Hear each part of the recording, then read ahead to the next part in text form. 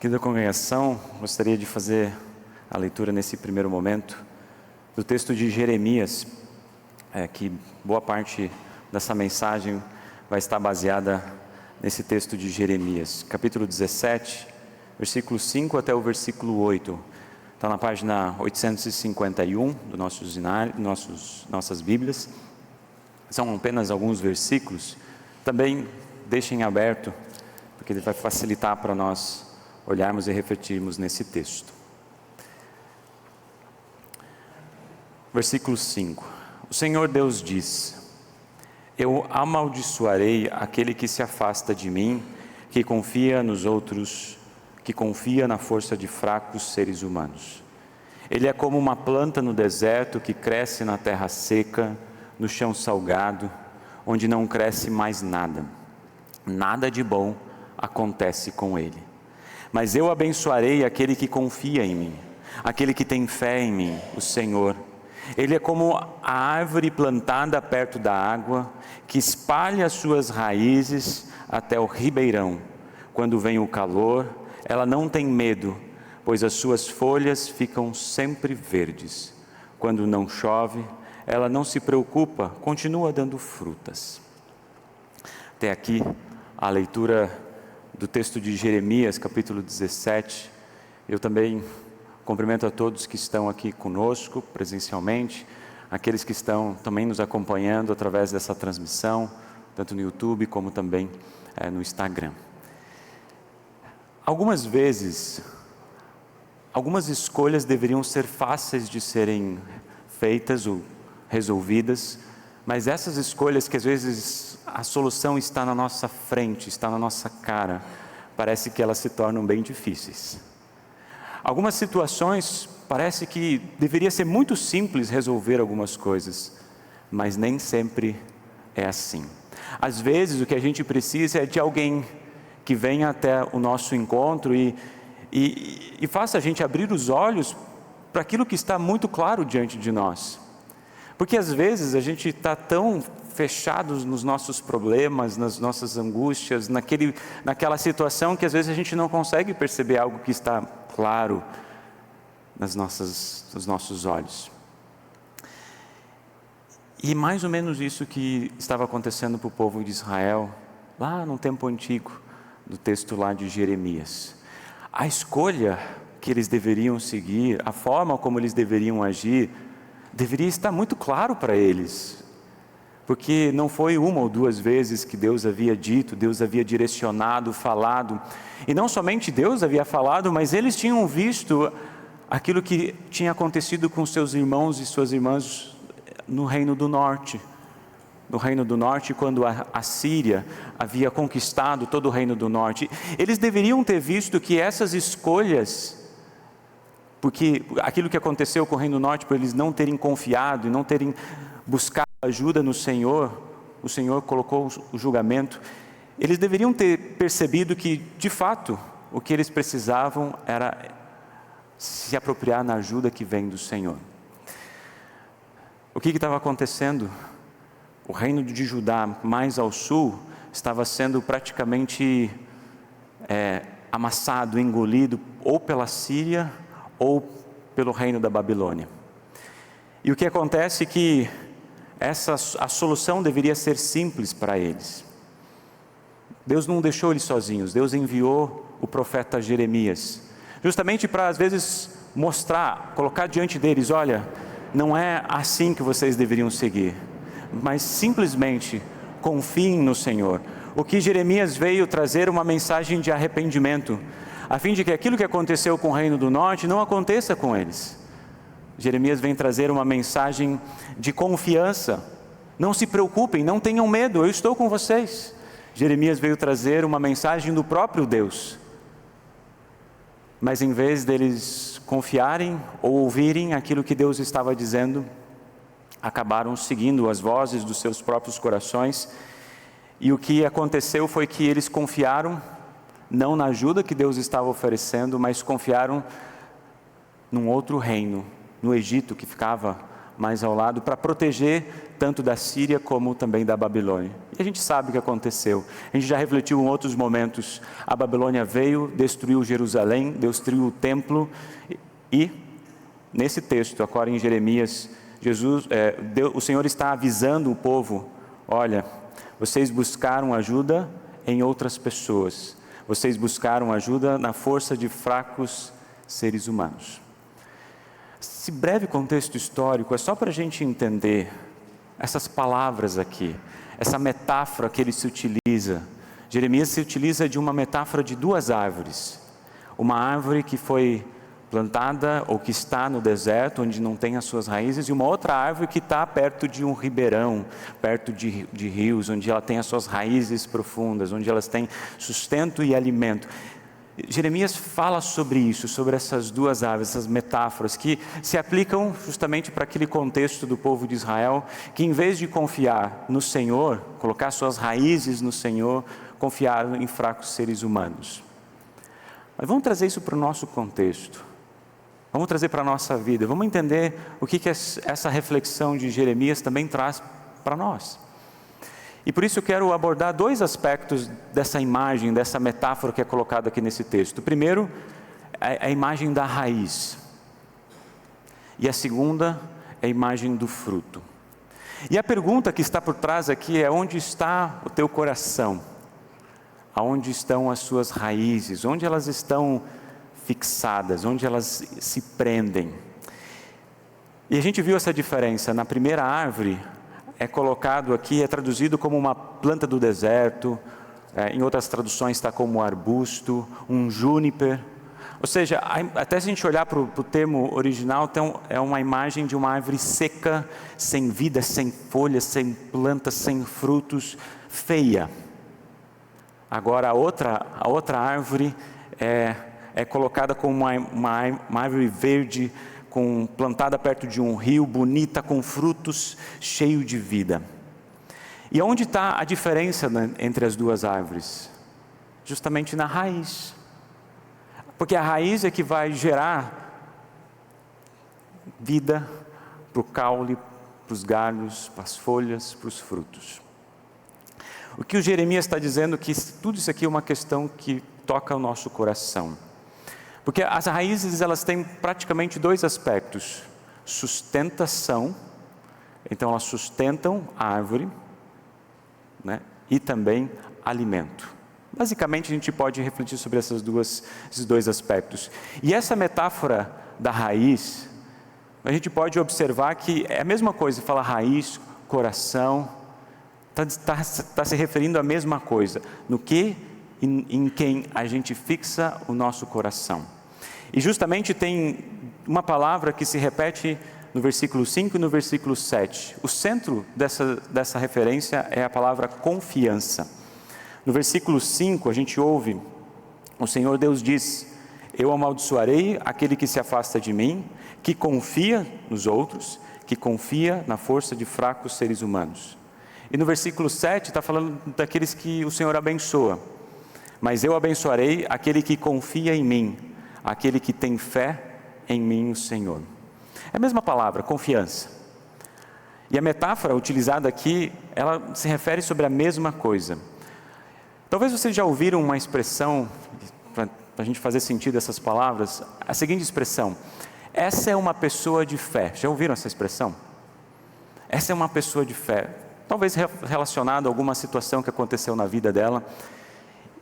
E às vezes a gente até pode dizer assim: eu não sei se eu teria tanta fé assim diante do que ela passou.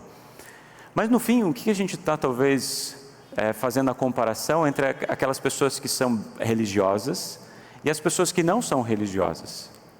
Aquelas que têm fé são aquelas pessoas que são religiosas, mas aquelas que têm fé é aquelas que não acreditam em nada. Será? Talvez, se a gente fosse sincero, talvez essa é uma forma equivocada de dizer aqueles que são religiosos ou não. Porque no fundo, se a gente for parar para pensar, todos têm fé. Todos têm fé. Todos confiam. Qual que é a diferença? Alguns confiam no Senhor e outros confiam em qualquer outra coisa. Uns têm as suas raízes no Senhor, estão fixados no Senhor, no Deus verdadeiro. Outros vão ter suas raízes e o seu coração fixados em outras coisas. Então Jeremias não está dizendo aqueles que têm fé e aqueles que não têm fé. Ele está dizendo, é a mesma palavra aqui. Está dizendo, alguns confiam em outra coisa que não é o Senhor. E agora, como é que a gente vai sondar o nosso coração? Ou seja, para saber aonde que estão as nossas raízes, em que nós cremos, em que nós confiamos. O versículo 9 que a gente não leu, o próprio Jeremias fala, quem pode entender o coração humano? Depois ele continua, não há nada que engane tanto como ele está doente demais. Como é que a gente pode sondar o nosso coração para entender onde estão as nossas raízes, onde ela se fixa? Talvez como uma forma de exercício, e não é um exercício fácil, é um exercício difícil. Se a gente for tentar ser o mais transparente possível, respondendo 3 perguntas. A primeira, o que você ama mais do que tudo na sua vida? O que você ama mais do que tudo nessa vida? O que você teme mais do que tudo nesta vida? Que se você perder isso, você não tem mais nada. O que você confia mais do que tudo nessa vida? Porque se outras coisas acabarem, você ainda vai permanecer firme. Não são perguntas fáceis de responder. São perguntas muito difíceis. E quando a gente é sincero com a gente, na verdade essas perguntas acabam nos conduzindo a justamente a sondar o nosso coração. Porque essas perguntas, de uma certa forma ou de outra, acabam conduzindo às decisões da nossa vida. Pelo menos as mais importantes. E se vocês lembrarem bem, essas perguntas, ou essa forma de colocar, ou esses 3 verbos, estão vinculados com qual mandamento? De forma muito especial com o primeiro mandamento. Com o primeiro mandamento. Porque o primeiro mandamento não é colocado como primeiro à toa. Porque o primeiro mandamento, ele sonda o nosso coração. Para que a gente possa observar justamente aquilo que a gente está colocando as nossas raízes. Das coisas que a gente está confiando, as coisas que a gente está amando, as coisas que a gente está temendo mais do que qualquer outra coisa. O primeiro mandamento, ele sonda o nosso coração, mas ao mesmo tempo orienta a nossa visão para que a gente possa entender aonde que Deus quer, qual que é o plano de Deus para a nossa vida. O primeiro mandamento diz, eu sou o Senhor teu Deus, não terás outros deuses diante de mim. E a gente ouve esse primeiro mandamento, diz, deuses, ok, eu não confio em deuses pagãos, está tudo certo. Será? E Jesus vai ao centro quando ele diz lá no Evangelho, em outros momentos, pois onde estiverem as suas riquezas, ali está teu coração. Infelizmente, nós criamos ídolos no coração.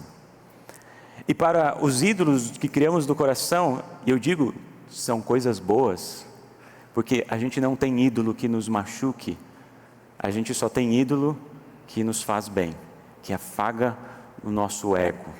Os ídolos são coisas boas, como por exemplo, trabalho, riquezas, comida, diversão, entre tantas outras coisas que no fim é aquilo que a gente teme perder.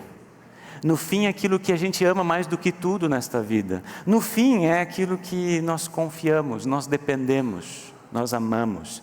E quando isso acontece, parece que a nossa vida está firmada em algo tão profundo e tão firme como uma areia. Ou a nossa vida é alimentada em algo tão nutriente como a sede ou a escassez. Sabe o que isso transforma? Isso coloca apenas afastamento de Deus e a nossa vida acaba, como diz o versículo 6, nada de bom acontece com ele. Então esse primeiro aspecto das raízes tem a ver com o primeiro mandamento, tem a ver com sondar o coração, tem a ver onde nós confiamos. E isso nos leva ao segundo aspecto, aonde estão os frutos. Porque justamente se as nossas raízes estão fixadas naquilo que gera vida, frutos vão ser colocados. Mas tem um detalhe desse texto aqui do versículo 6, que me chamou muito a atenção. Ali o versículo 6, eu vou ler ele completo, mas eu quero destacar a última parte. É como uma planta no deserto, que cresce na terra seca, no chão salgado, onde não cresce mais nada. Percebam essa última frase? Nada de bom acontece com ele. Sabe, tem palavras, frases que ficam martelando na nossa mente quando a gente está lendo e relendo um texto. E essa frase que para mim ficou martelando ao longo da semana. E o que a gente pode fazer? A gente pode olhar outras traduções e ver o que Jeremias estava querendo dizer com isso. E um dos aspectos que a gente pode observar é que está certo ele falar nada de bom acontece com ele, mas também no sentido de que ele não vai perceber quando algo bom vier. Porque justamente ele vai transformar aquilo que é bom no seu próprio deserto. E eu não estava entendendo muito bem isso, como as coisas boas que Deus nos dá se tornam ou acabam se tornando o nosso próprio deserto. E por isso eu quero dar uma pausa aqui em Jeremias e ir para o Evangelho. Você lembra que eu falei para vocês deixarem o texto do Evangelho aberto? Porque se a gente for olhar o Evangelho, a gente vai ter pelo menos 4 bênçãos e 4 ais. Ai de você, ai, ou seja, maldições e situações que falam do julgamento, ou seja, desgraças, né? E se vocês observarem, um corresponde com o outro. Ali no Evangelho de Lucas, capítulo 6, um corresponde com o outro. Se vocês irem com calma ali nas bênçãos, né? Felizes são vocês os pobres, se vocês forem lá nos ais, mas ai de vocês que agora são ricos. Se vocês forem lá no versículo 21, né? Felizes são vocês que têm fome. A correspondência, ai de vocês que agora têm tudo. Felizes são vocês que agora choram. Ai de vocês que agora estão rindo. Felizes são vocês quando os odiarem, rejeitarem, insultarem, disserem que vocês são maus por serem seguidores do Filho do Homem. 26. Ai de vocês quando todos elogiarem, pois os antepassados dessas pessoas também elogiaram os falsos profetas. Jesus está nomeando coisas que são cotidianas do nosso dia a dia. Eram cotidianas do dia a dia deles e continua sendo para nós também. Ou seja, a realidade humana ela não muda. Jesus está tocando em situações como, por exemplo, riquezas, comida, prazer, reputação. E a gente pode parar para pensar quais são os vídeos que mais viralizam, por exemplo, nas redes sociais, TikTok, Reels e outras plataformas. É justamente esses temas. Jesus está colocando o dedo no pulso da nossa vida, mas ele está colocando numa grande reversão, porque ele profere uma bênção que parece uma maldição. Perceberam? Felizes são vocês que são pobres. Felizes são vocês que passam fome. Perceberam que é uma bênção que mais parece uma maldição. E ele profere uma maldição que parece uma bênção. Na segunda parte. Ou seja, essas coisas que a gente falou, né? E o que mais me chama a atenção, e eu acho que vocês vão concordar comigo, que esses 4 ais são coisas boas. Não são coisas boas? São coisas boas, são bênçãos de Deus. A riqueza é uma bênção de Deus. A alimentação é uma bênção de Deus. A reputação é uma bênção de Deus. A alegria é uma bênção de Deus. Tem alguma coisa de errada nisso? Tem? Num primeiro momento, não. Nós não buscamos conforto, qualidade de vida, nós não buscamos uma boa reputação. Mas por que Jesus coloca como forma de julgamento aqui nesse texto? E essas palavras, se a gente observar, estão no início do ministério de Jesus.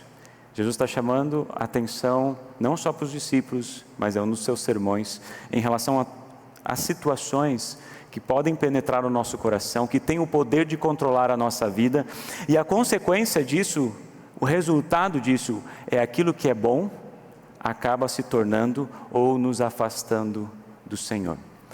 Que na verdade, se a gente comparar com Jeremias, o que está sendo dito aqui? Quando a gente transforma as bênçãos num Deus, a gente coloca as bênçãos e transforma isso num deserto. Porque essas coisas, elas não trazem o bem duradouro, que é a vida eterna. Quando a gente confia mais do que tudo nessa vida, nessas coisas, quando a gente ama mais do que tudo sobre as coisas que estão aqui, que são bênçãos de Deus, são bênçãos, mas quando a gente coloca o nosso coração nisso, a nossa vida depende disso, e se a gente perde tudo, porque ali nosso coração está amarrado nessas coisas. E é por isso que Jesus, ele nos leva a refletir dizendo: cuidado, cuidado, porque justamente aquilo que é uma bênção pode se tornar justamente um ai de vocês, ai de vocês. Esse é um aspecto. O outro aspecto que lá, agora voltando para Jeremias, o que a gente tem, é aquele que foi plantado perto de um riacho. Olha só, ele não sente medo, ele não se preocupa, quando vem, por exemplo, o calor, a chuva. Aqui a imagem é ao contrário, perceberam? Se lá num primeiro momento, se a primeira imagem, a gente, ao olhar as bênçãos de Deus, a gente acaba transformando isso em coisas que podem ser o nosso Deus, a gente reverte isso, e isso se torna o nosso deserto. Aqui agora, aquilo que a gente percebe que são as adversidades da vida, quando o nosso coração está na raiz, sendo fundamentado e sustentado pelo Senhor, essas coisas que são difíceis, ruins, negativas, a gente não tem medo, a gente não se preocupa, porque a gente sabe que a nossa vida não depende dessas coisas, não depende disso, mas depende do Senhor. E no fim, essa leitura, ela pode gerar uma certa sutileza, porque quando a gente olha de uma perspectiva rápida, a gente diz: não, aqueles que estão no deserto, aqueles que têm raízes firmes, nada de bom vai acontecer com eles e tudo vai dar mal. Mas aqueles que estão com as raízes no Senhor, olha, vocês vão prosperar, a vida de vocês vai ser abundante, porque Deus vai abençoar. A gente precisa respirar, porque não é isso que o texto está dizendo. Não é isso que o texto está dizendo. Pelo contrário, talvez pessoas que têm o seu coração nessas coisas, podem ter abundância aqui. Podem. Mas e quantas pessoas, quando o coração das pessoas que colocam o coração nessas coisas, no fim a vida delas acaba sendo um deserto. Por quê? Porque não tem a fonte da vida.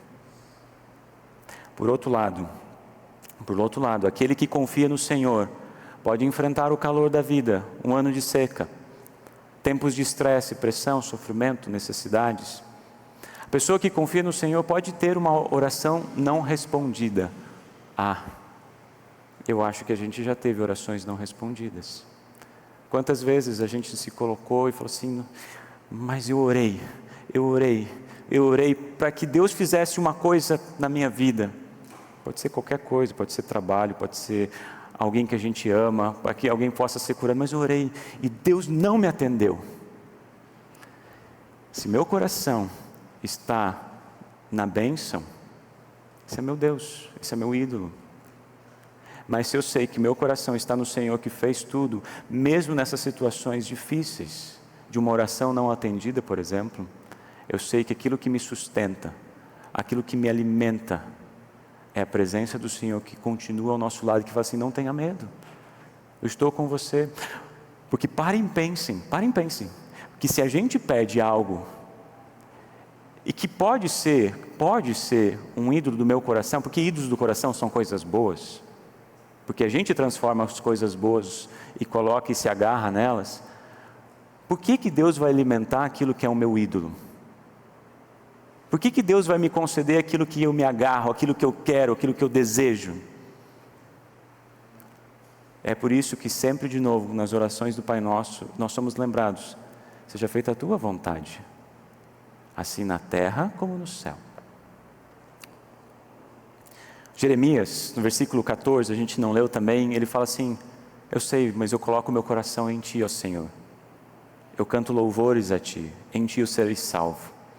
Então a pergunta final que fica é, ou seja, o que eu faço para que a minha vida esteja fixada perto do rio, raízes fixadas em Jesus, a fim de que os frutos sejam oferecidos ao Senhor? A realidade é que todos nós somos árvores do deserto. Por nós mesmos, pela nossa natureza, nós somos árvores secas. Sim, somos, por causa que nós somos pecadores, estamos afastados da presença de Deus. Por nós mesmos, pela nossa natureza, aquelas 3 perguntas: em quem mais você ama, em quem mais você confia, em quem mais você teme, vai estar de alguma maneira centrada em nós, se depender de nós. Mas Deus, na sua graça em Cristo Jesus, Ele se coloca em nosso lugar. Ele se torna maldição em nosso lugar. Ele foi pregado na cruz, na árvore seca, como maldito em favor de nós pecadores. A dor que nós deveríamos suportar, Ele suportou em nosso favor. Ele passou fome e sede, morreu na cruz, ressuscitou no 3º dia, para que essa mensagem de ressurreição possa nos nutrir, nos alimentar, nos sustentar, para que, como diz o profeta Jeremias, nada de mal venha acontecer. Não no sentido que as adversidades não vão estar presentes, mas justamente eu não vou temer elas, porque não é isso que me sustenta, mas é a esperança confirmada na ressurreição de Jesus que nos dá essa certeza. E a gente vai lembrar de que, porque nós naturalmente nascemos no deserto, é Deus que vem, nos tira de lá e nos transplanta. E essa é a força da palavra lá no Antigo Testamento. Ele nos transplanta perto do rio. Não somos nós que vamos e colocamos a nossa vida ali. É Deus que vem e tira a gente de lugares onde pode ser muito perigoso e nos coloca nos lugares onde Ele quer que a nossa vida seja enraizada e frutificada. É isso que o apóstolo Paulo vai dizer lá em Colossenses capítulo 2. Portanto, já que vocês aceitaram Cristo Jesus como Senhor, vivam unidos com Ele, enraizados nele, construam a sua vida sobre Ele e se tornem mais fortes na fé, como foi ensinado a vocês.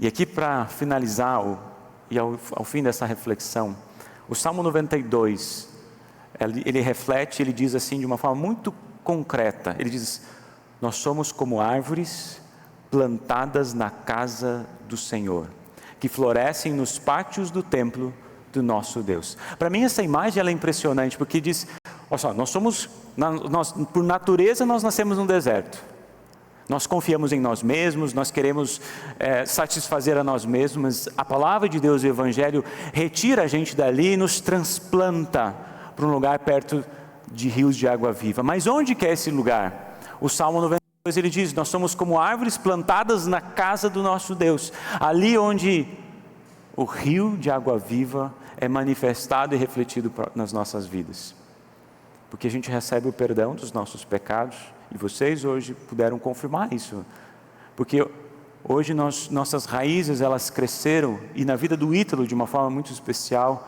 onde nós somos acolhidos, e a nossa identidade ela está em Cristo, onde nós somos alimentados e nutridos, não só sustentados nessa palavra, mas nutridos pelo seu alimento celestial, que isso nos é dado a cada encontro que a gente tem aqui na casa do Senhor. Ou seja, aqui nós somos enraizados em Cristo. Enraizados é justamente o convite que Deus nos faz. Não porque nós nos colocamos aqui, mas porque Deus nos inseriu pelo batismo e nos alimenta pela sua palavra e sacramentos. Enraizados também não é olhar só para nós, só para a nossa vida, nossa relação com Deus, mas enraizados é com o nutriente que vem do Senhor, a nossa vida frutifica. Isso significa que não só nós somos beneficiados pela água da vida, mas aqueles que estão ao nosso redor podem perceber e sentir que nós somos filhos dele. A nossa vida é manifestada e refletida com a misericórdia do Senhor. Por isso a minha oração é que as nossas raízes possam crescer não no deserto sem vida, não naquelas coisas que nos afastam do Senhor, mas aqui na casa do Senhor, na igreja de Jesus, onde fluem rios de água viva no coração daqueles que confiam no Senhor. Por quê? Felizes são aqueles que confiam no Senhor. E aqueles que confiam no Senhor recebem, de fato, aquilo que Ele nos oferece. Não só a sua presença, mas a sua promessa. Não somente para agora, mas para todo sempre. Amém. Nos colocamos em pé. Que a graça de Deus em Cristo Jesus esteja no coração e na vida de todos vocês. E que essa palavra, ela continue crescendo, criando raízes profundas, que não é qualquer vento e não é qualquer tempestade, que não é qualquer situação que vai nos afastar da presença do Senhor. Amém. Podem sentar.